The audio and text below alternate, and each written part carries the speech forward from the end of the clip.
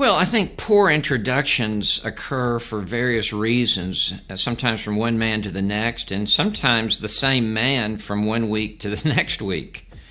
I think men in our part of the body of Christ can start out dense.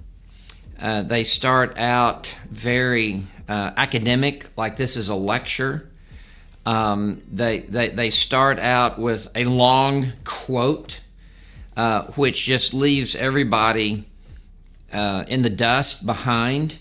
It's an awkward long quote that's hard to read, and they're not really good at knowing how to read something publicly. That would be one reason. Another would be they fall into a certain pattern where it's just every introduction is kind of the same kind of rut that they're in.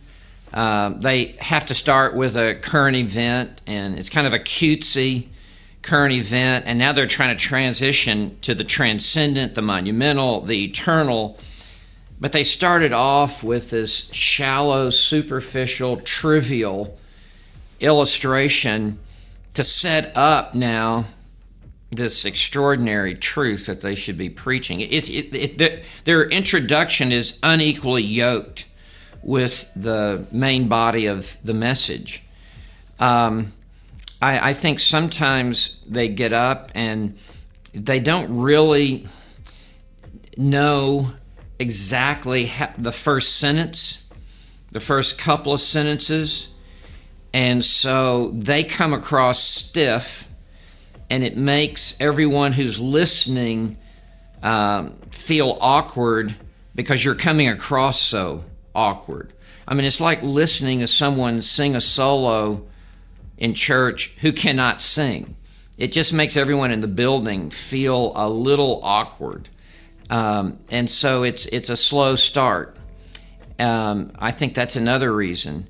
Also, they're so hung up with indicative statement of fact, statement of fact, statement of fact, statement of fact, statement of fact, statement of fact, statement of fact, that they have lost the power of raising questions.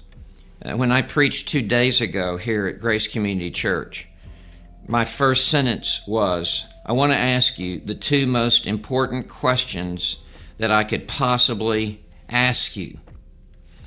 Who is Jesus Christ? And do you know him? Well, I'm trying to show the extreme importance of what is to follow.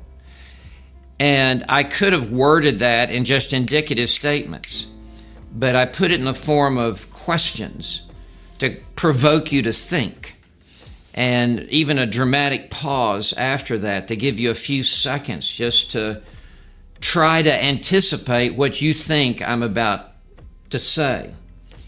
The 2 most important questions I could ever ask you. Your eternal destiny hangs on your answer to these questions.